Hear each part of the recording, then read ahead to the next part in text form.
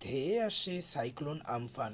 রাজ্যের ঠিক কোন জায়গায় আশ্রয় পড়বে এই ভয়াল ঘূর্ণিঝড় জানার জন্য সবার প্রথমে ভিডিওটিকে লাইক করুন।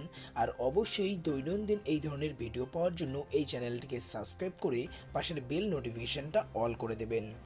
ক্রমেই শক্তি বাড়িয়ে রাজ্যের দিকে এগিয়ে আসছে আম্ফান। আগামী 12 ঘন্টায় অতি শক্তিশালী ঘূর্ণিঝড়ে পরিণত হবে আম্ফান। আবহবিদরা মনে করছেন বুধবার স্থলভাগে প্রবেশ করতে পারে আম্ফান। এই রাজ্যের সাগরদ্বীপ এবং বাংলাদেশের হাতিয়ায় আশ্রয় পড়ার সম্ভাবনা রয়েছে প্রবল। তবে স্থলভাগে আম্ফান ঢুকবে দীঘা দিয়ে।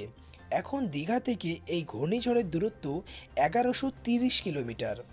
আলিপুর আবহাওয়া দপ্তর জানাচ্ছে রবিবার 17 তারিখ থেকে ঘূর্ণিঝড় ক্রমেই উত্তর ও উত্তর পশ্চিম দিকে এগিয়ে যাচ্ছে।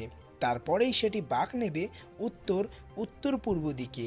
ক্রমেই তা উত্তর থেকে পশ্চিম বঙ্গোপসাগর অর্থাৎ পশ্চিমবঙ্গের উপকূলমুখী হবে। আমফান আঘাত হানতে চলেছে 18 থেকে 20 তারিখের মধ্যে। আমফানের প্রভাবে মঙ্গলবার থেকেই গাঙ্গেয় পশ্চিমবঙ্গে প্রবল বৃষ্টিপাতের সম্ভাবনা রয়েছে। কলকাতা সহ 7টি জেলায় প্রবল বৃষ্টিপাতের সম্ভাবনা রয়েছে। 2 মেদিনীপুর, 2 চব্বিশ পরগনা, হাওড়া, হুগলি ও নদিয়াতে। সেই সঙ্গে 180 কিলোমিটার বেগে ঝড় হতে পারে বলেছেন আবহবিদরা।